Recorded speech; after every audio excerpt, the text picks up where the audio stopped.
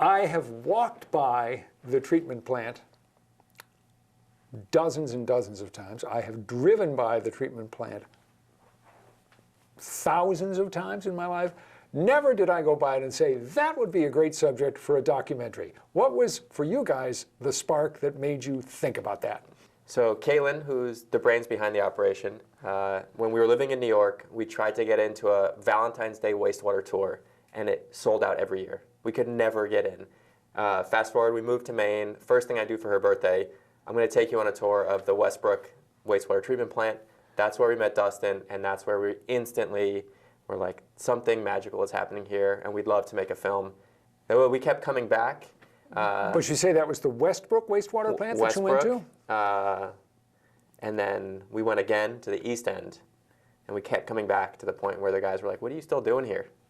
You know, and it's just so magical, like I was saying, and kind of this whole hidden world that drew us in. To make an independent film, though, you can't just go out and do it on your own. You needed some money and you needed some sponsorship, so you have to sell this idea to some people who will give you money that you can then use to make the film. How difficult was it to meet with people and say, we've got an idea of doing a documentary on the wastewater treatment plant in Portland? What kind of a response would you get? Yeah, I think people see a wastewater plant and like you, they're like, I don't know if I really want to see a documentary about that. But once we went in, we filmed maybe for 5 days to get, you know, some like sizzle material. And I think when they saw the guys that work there and how funny they are and how, you know, hardworking and the way we put it together with sort of this tone, it wasn't too hard. We had some luck in the beginning raising money for it. What was the story when you started that you set out to tell? I think when we first set out, the story we were trying to tell was one about these hardworking guys working behind the scenes to keep the city clean. Nobody knows what happens. After that, it was kind of a mystery. We knew stuff goes wrong, and that's when we wanted to be there, but we wanted to be there when stuff also went right, and we kind of just see what it's like working at a wastewater plant. It's not a film that looks solely at how a wastewater treatment plant functions. It's also a human story. You're telling the stories of the people who work at the plant and make it run, right? Yeah. I think Caitlin and I as filmmakers, we're kind of tired of these environmental films that make you feel bad. You're like, you should care. You know, here's a sad whale that's dying. I mean, you should care about the whale. But if you kind of take a little bit of a different approach and you say, let me make you care about these guys. Let me show you what their life is like. I think you end up maybe caring more. You don't want, you know, the guys to have a bad day. You want them to have what they need to be successful, to like run this plant. So I think in taking the human approach, the humorous approach, we're kind of staying away from what you might expect in a documentary. This is an interesting topic because it's about something that is crucial to our everyday lives, but that 99.9999% of us never think about. Yeah. The films, you know, what happens after you flush.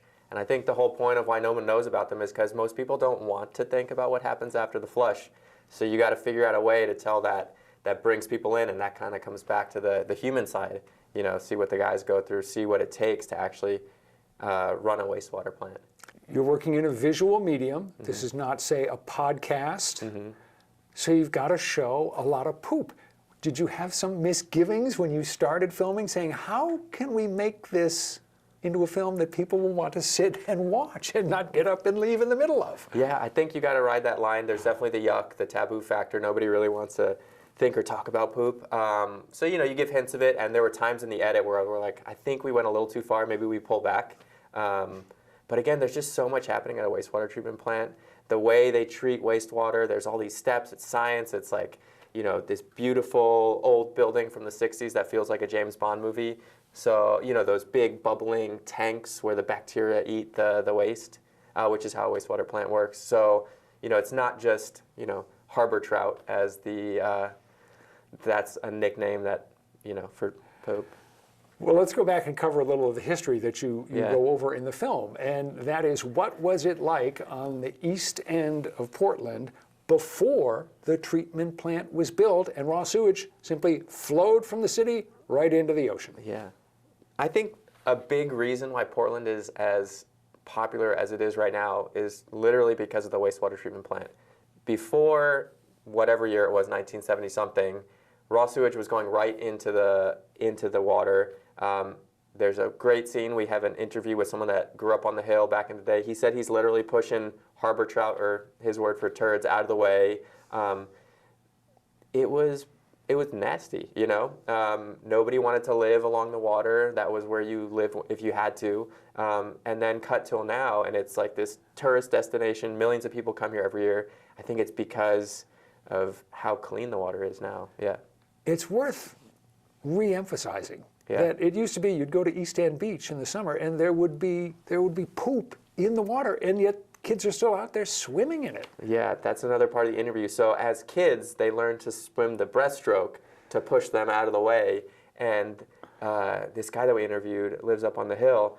He said they liked swimming near the sewage outflow because it was warm, you know, and so the water's a lot warmer. And maybe this is even too gross for your audiences. There's a line in the film where kids would blow like used rubbers up because they thought they were balloons. I mean, that's how nasty it was. Yeah, I don't think, and I think at one point on the East End, and maybe, I don't remember when this happened, there was a pool next to the East End beach because of how nasty the water was. Like, nobody would let their kids swim there. When the plant was built, it was transformative and cleaned up the bay to a remarkable extent. What's interesting, and that you point out in the film, is that the basic plant, the basic equipment, hasn't changed that much. It's decades old now, and this is part of the story, is the strain that the operators are under to keep this plant running with this obsolete, outdated equipment. Yeah, yeah. I think the guys are incredible. It's like open heart surgery. It's like the flow never stops. People in Portland don't stop peeing, don't stop pooping. They are open for business 24/7. You can't take a vacation. And so these pumps have been working nonstop, some of them for like 50 years. When things break down, because of that, knowing that you can't stop, I think the guys, you know, it's a very stressful job actually. They care a lot about what they do. And so on top of the stress of something breaking, you know that this wave is coming behind, knowing that if you don't do the right things, you know, all this is going to end up in the bay. And so I think for a lot of the guys, they adopt it as like a personal mission. And so when you take that on, I think it can add to a lot of stress. When filmmakers start a project, they often don't know how much access they're going to get. Yeah. It's obvious when one watches the movie that you got great access and that people were more than willing to talk to you.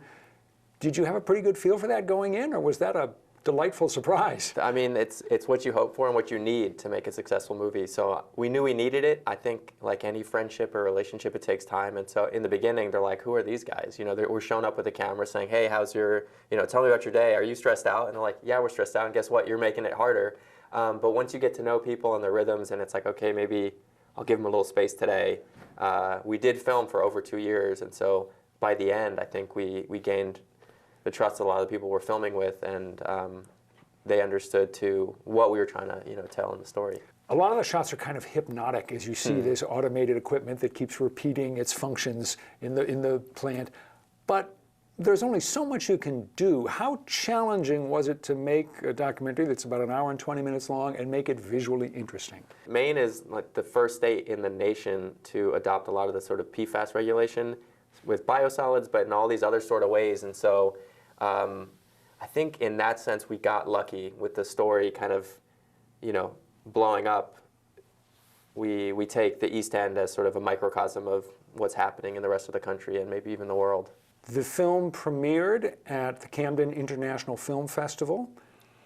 It got a great response from the audience. In fact, a special award. What did you get there? We got $10,000 for the audience award. It was the first year they were offering it, so I'm glad we got in. Named after Ben Fowley, who used to run the Camden Film Festival. What was that like for you guys? The first time, your first film, the first screening that it had had at a film festival, and it wins the audience award. What did that mean to you? It really meant a lot to get that award. I mean, we made a Maine film in Maine, and we premiered at, you know, one of the best film festivals in Maine. And then on top of that, because we're there, all the guys could come to the premiere. And the film's really about giving some recognition to these guys, and they got to come up on stage with us, a round of applause. So I think it was incredible. Outside of their own profession, their own professional circle, people who work in wastewater treatment plants don't get any recognition from the outside world. You went, you made a film about them, and now it's going out into the world. What have you heard from people who work in that industry? What do they think of what you made?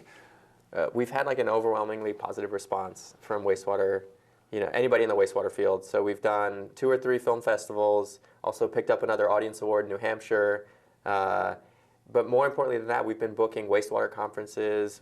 Other wastewater districts are calling us that they want to show the film because there's never been a documentary that kind of shows this more human side to wastewater, what it takes to run a plant, the human toll, but also like the inherent comedy that exists. Did you get grossed out in the beginning when you were shooting footage? The wastewater plant has like all the smells you can imagine. On the one side, you got the nastiest thing you can imagine. That's the influent where the sewage comes in, and then you have like a whole beautiful gradient of smells all the way down to like mild, mildewy basement thing that I don't mind, but maybe I was just getting used to it.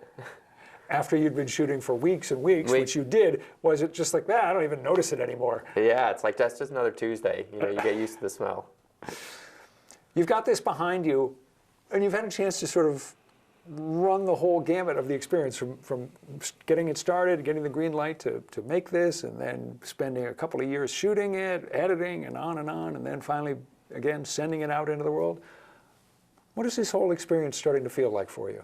Like I was saying, I don't think it could have gone any better with how the release is coming out. I mean, we set out to tell a story about what it's like to be a wastewater operator, and the fact that it's sort of resonating with people that work in the industry is kind of all the praise you could want for a film. That they can see themselves in this film and that they can kind of feel a little bit seen, So it's a monstrous amount of work with a lot of people involved, the people behind the camera, in front of the camera, so you just end up also feeling kind of grateful for this sort of village that you end up making to make this film. It takes a lot of people and a lot of time, so yeah. It feels, every time you make a film, it feels like a miracle that you get to the end of it. Just there's so many ways it could have not happened, and the fact that you do end up actually finishing it, and yeah. And then having people like it. Yeah. I mean, that doesn't always happen. Doesn't always happen, so we're super grateful, yeah. All right.